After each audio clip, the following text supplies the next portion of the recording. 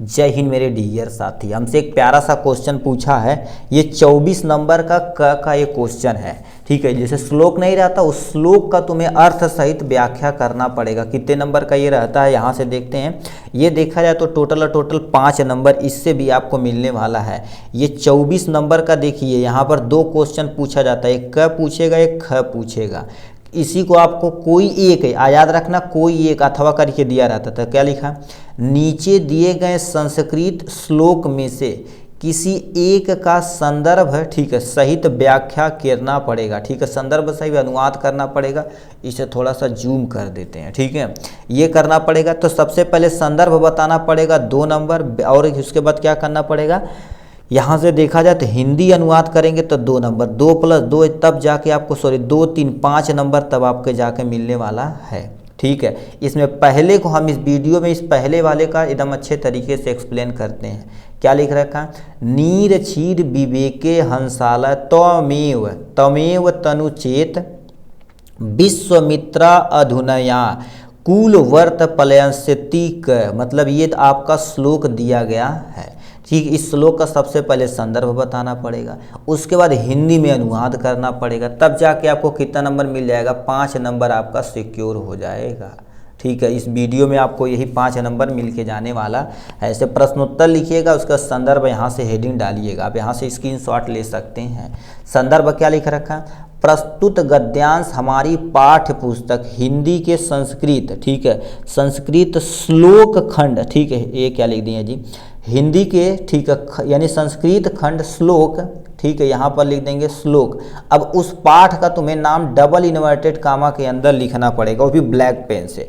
किससे लिखा गया, अन्योक्ति विलास से लिया गया है। तो ये तुम्हारे पास क्या हो जाएगा, अन्योक्ति, ठीक है, अन्योक्ति विलास। यहाँ पर क्या कर देंगे, अन्योक्ति विलास, ठीक है, ये हो जाएगा यहाँ पर, इसे अंडरलाइन कर दिया, पाठ से लिया गया है। इसको उठा के यहाँ पर लिखेंगे तो इतना लिखेंगे तो आपका 2 नंबर बन जाएगा।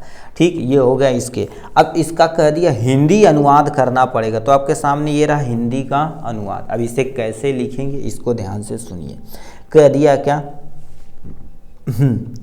हे हंस, हे हंस, ठीक है, क्या बोल दिया उसमें, कह दिया क्या पूछा था, हे नीर क्षीर विवेके, ठीक है, उससे हाँ चेत मतलब वो तो उनसे बोल रहा, हे हंस यदि तुम ही दूध और पानी को अलग करने में आलस करोगे तो अब इस संसार में अपने कुल धर्म का पालन कौन करेगा। मतलब वो जो कवि जी हैं, ठीक है, लेखक जी हैं, तो इस श्लोक में कहते क्या, हे हंस, क्योंकि हंस क्या कर देता है, दूध में से पानी को क्या कर देता, अलग करता है, दूध को पी लेता, पानी को ही पर रहने देता है। हे हंस यदि तुम ही दूध और पानी को अलग करने में आलस करोगे तो अब इस संसार में अपने कुल धर्म का पालन कौन करेगा। मतलब अपने धर्म का पालन करने वाले जी धर्म का ही पालन करने में नहीं लग पाएंगे तो अपने धर्म का पालन कौन करेगा। अर्थात यदि विवेकशील लोग ही अपने कर्तव्य में आलस करेंगे तो अपने कुल धर्म का पालन कौन करेगा। ये देखा जाए तो धर्म से रिलेटेड नहीं है। ठीक, ये कहने का मतलब क्या होता है, किसी का काम, जैसे कि अगर टीचर का काम है पढ़ाना, अब वो अपने पढ़ाने में भी आलस करे और कमियां करें तो टीचर अब वही आलस करेगा तो जो बच्चे हैं वो अपना आलस करबा करेंगे।